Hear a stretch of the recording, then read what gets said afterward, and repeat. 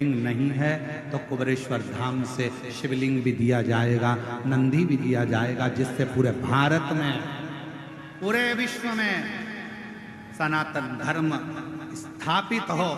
गांव-गांव में जैसे अन्य धर्म के लोगों ने छोटा छोटा अपना केंद्र बना रखा है, हम कुबेरेश्वर धाम के नाम से कोई दूसरा केंद्र नहीं बनाएंगे, पर तुम्हारे दिल को कुबेरेश्वर धाम बना देंगे और तुम्हारे गांव को कुबेरेश्वर धाम बना देंगे। हम कोई दूसरा केंद्र नहीं बनाएंगे। कोई हमसे पूछे क्यों गुरुजी, क्या आप छत्तीसगढ़ में कुबेरेश्वर धाम का केंद्र बनाओगे, क्या महाराष्ट्र में बनाओगे, क्या उत्तर प्रदेश में? कहीं नहीं बनाएंगे।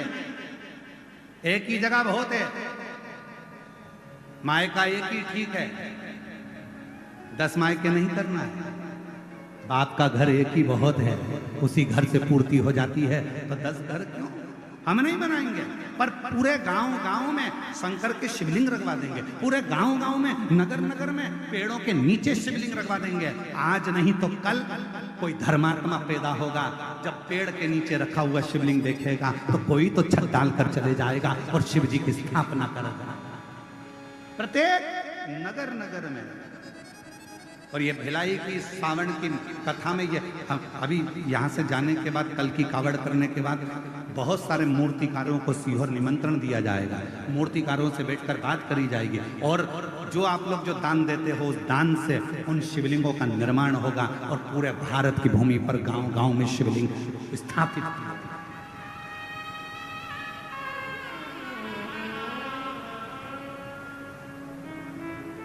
और जब जब एक लोटा जल चढ़ाओगे, वो कहते हैं ना, जैसे पेड़ लगा दो बेलपत्री का, मरकर चले भी गए ना, तो तुम्हारे हाथ का लगा हुआ पेड़ की बेलपत्री जब टूटेगी और शिव जी को चढ़ेगी तो उसके पुण्य का एक फल तुम्हारे भी अंश में आएगा, तुम्हारे भी भाग में आएगा। तो वो पुण्य का अपने साथ में। और मत बुरे कर्म कर वरना पछताएगा, भगवान की आंखों से तू बच नहीं पाएगा, तू बच नहीं पाएगा। अरे ओ अज्ञानी मत कर नादानी। शिव शिव है हमारे बीच साहे जी, जिन्होंने इतना सुंदर उद्बोधन भगवान शंकर के अनेक शिवलिंगों का वर्णन किया।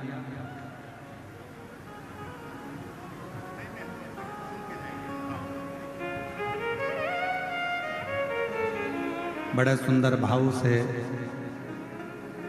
छत्तीसगढ़ के प्रत्येक शिवालयों का वर्णन आपने किया। और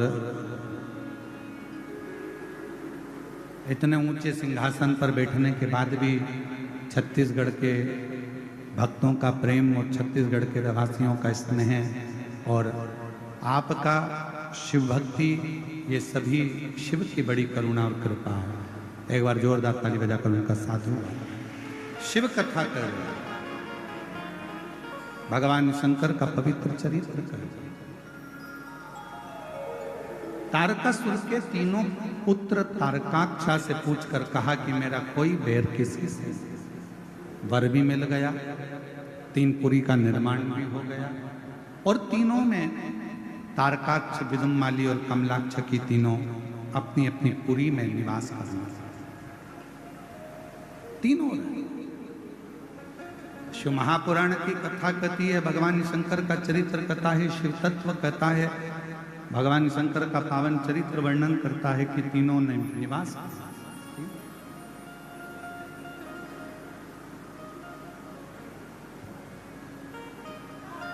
जब इन्होंने उपद्रव किया, तारकाक्ष, विदुम्माली और कमलाक्ष की तीनों जब उपद्रव करने लगे, तब सारे देवता शिव जी के पास में जाकर विनय करे और शंकर भगवान ने देवताओं को पशु बनने की प्रेरणा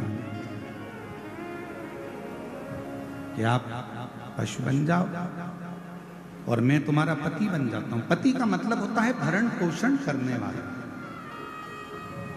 बड़ा शिव महापुराण की कथा कहती है, भगवान शंकर का चरित्र कहता है,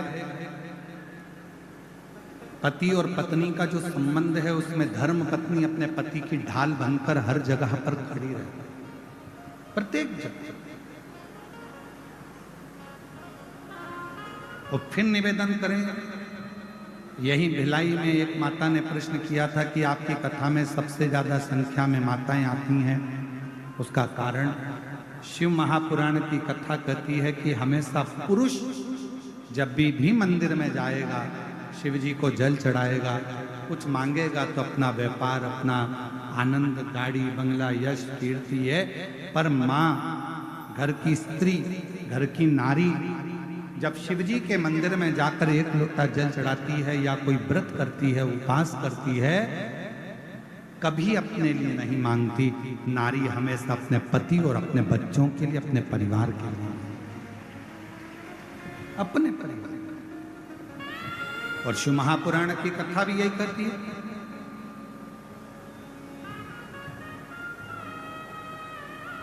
एक बार ब्रज के कोसी कला में कथा चल रही थी, और ब्रज के कोसी कला में कथा चल रही थी तो कोसी कला में एक माता जी ने प्रश्न किया था, जैसा व्रत हम करते हैं गुरुजी, क्या वैसा कि वैसा ही व्रत भगवान शंकर की धर्मपत्नी माता पार्वती जी भी करती हैं? तो हमारा निवेदन है, जितने व्रत भारत की भूमि पर जितने भी व्रत होते हैं, चाहे वो नवरात्रि का व्रत हो, चाहे वो चतुर्थी का व्रत हो, चाहे वो छठ का व्रत हो, चाहे वो तीज का व्रत हो, चाहे वो पंचमी का व्रत हो, चाहे सोमवारी का व्रत हो, जितने भी व्रत भारत की भूमि पर या संसार के लोग करते हैं, ये सारे व्रत हमारे देवताओं की धर्मपत्नियां भी धारण करती हैं, और उन्हीं की प्रेरणा से ये हमारे शास्त्र, वेद और पुराण इन व्रतों का वर्णन करते हैं जिसको हम धारण करते हैं। जैसे अभी थोड़े समय के बाद में हरतालिका तीज का व्रत आएगा, करते हो आप लोग? हरतालिका तीज का व्रत सबसे पहले कौन ने करा? माँ जगत जननी जगदम्बा माता पार्वती।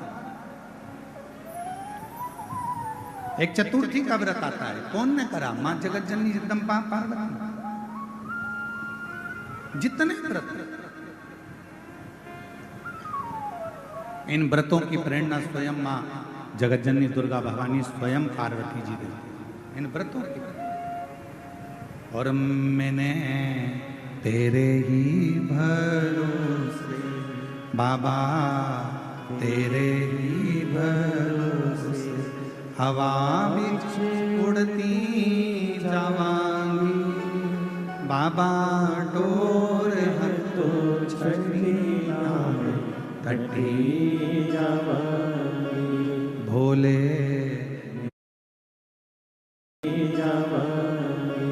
भोले। शिव कथा कर रही है, तारकाक्ष, विदुमाली और कमलाक्ष की को मारने के लिए शिवजी पति बन गए और देवता पशु बन गए।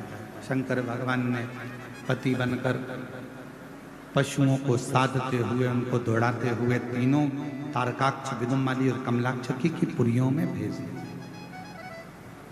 तीनों को एकाग्रित करा मेरे शंकर भगवान ने।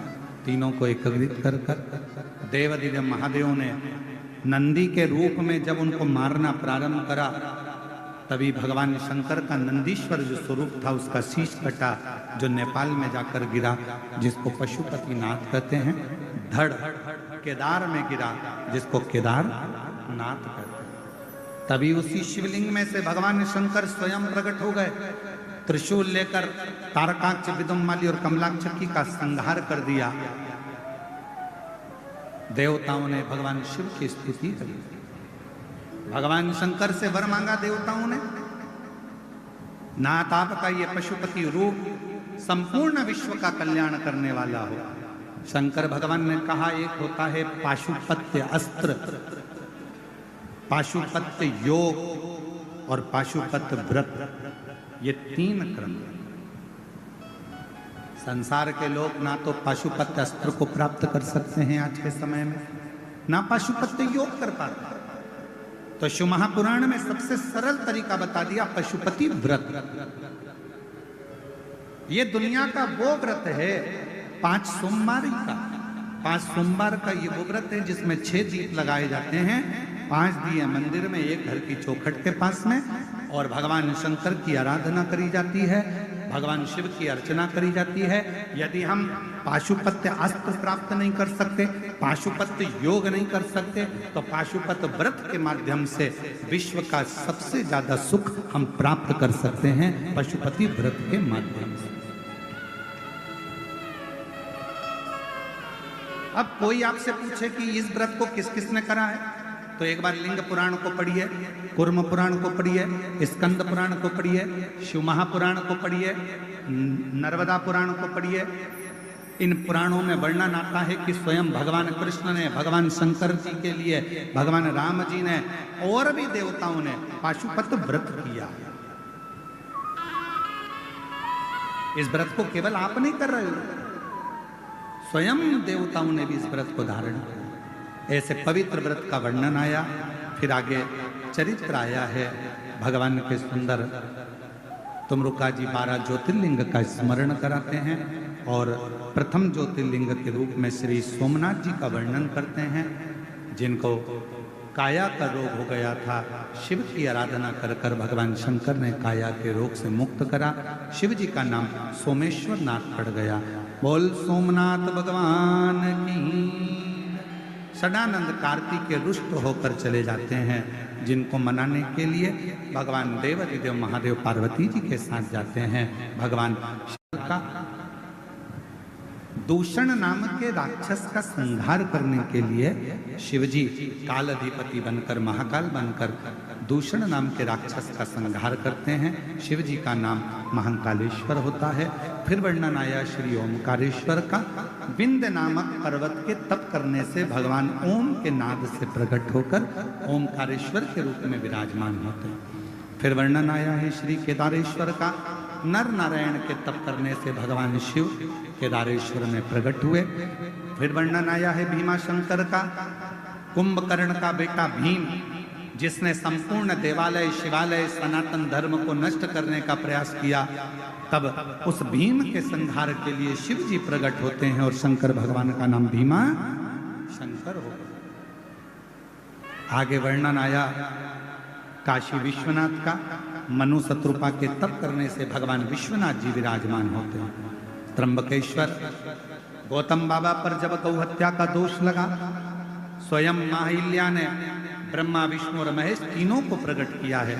तीनों देवता प्रकट होकर दर्शन देते हैं लिंग के स्वरूप में। भगवान त्र्यंबकनाथ के रूप में विराजमान होते हैं। फिर वर्णन है श्री वैद्यनाथ जी का। रावण भगवान शंकर का शिवलिंग लेकर जा रहे थे। वो शिवलिंग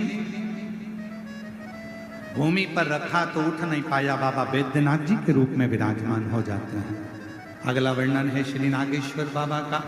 दारुक नाम के राक्षस का संहार भगवान शिव ने करा और नागेश्वर के रूप में विराजमान हुए। आगे वर्णन आया है श्री रामेश्वर जी का। राम जी ने लंका पर चढ़ाई करने से पहले शिव जी की स्थापना कर। हमारा सनातन धर्म कहता है, जब कोई शुभ कार्य करो या कोई भी अच्छा कार्य करो, अगर शंकर भगवान के पार्थिव लिंग का पूजन आपने किया है तो वो कार्य आपका सफल जरूर होता है, उसमें सफलता जरूर मिलती है। फिर वर्णन आया है श्री कृष्णेश्वर बाबा का।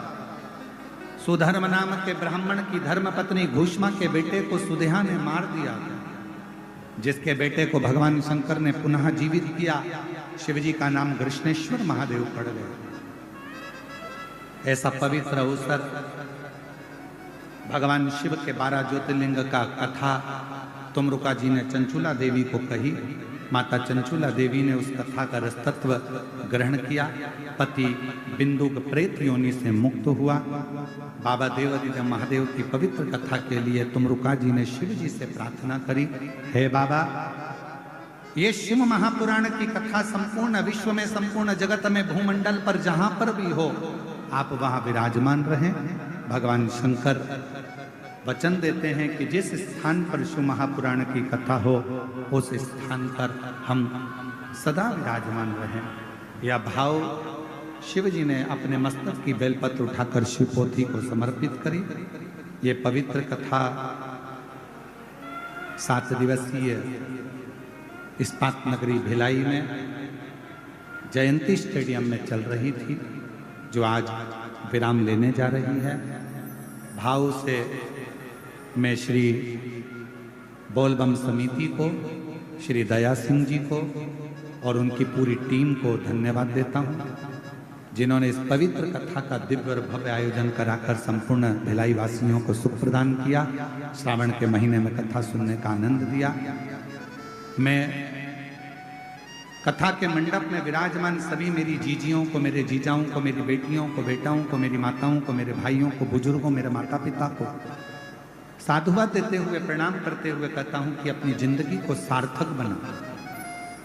एक स्वयं पर विश्वास करो, एक अपनी मेहनत पर विश्वास करो, एक अपने कर्म पर विश्वास करो और एक देवाधिदेव महादेव पर विश्वास करो, तो आपकी जिंदगी का सब कार्य सफल जरूर हो।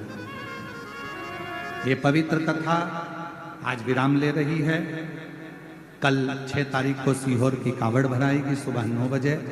13 तारीख से 17 तारीख तक हैदराबाद में 1 बजे से 4 बजे तक फिर शिव पुराण की कथा का लाभ लेंगे, तेलंगाना हैदराबाद से। आपके जीवन में जिस कामना से आप लोग यहाँ पधारे हैं, मेरा देव अधिदेव महादेव श्रावण के महीने में आप सबकी कामना पूर्ण करे। मैं श्री दया सिंह जी को आभार व्यक्त करने के लिए यहाँ आमंत्रित करता हूँ कि वो आभार व्यक्त करें। उसके बाद में आरती का क्रम होगा और आरती के क्रम के बाद आप और हम सब पूरी प्रशासन को मैं बहुत बहुत फिर साधुवाद देता हूँ। यहाँ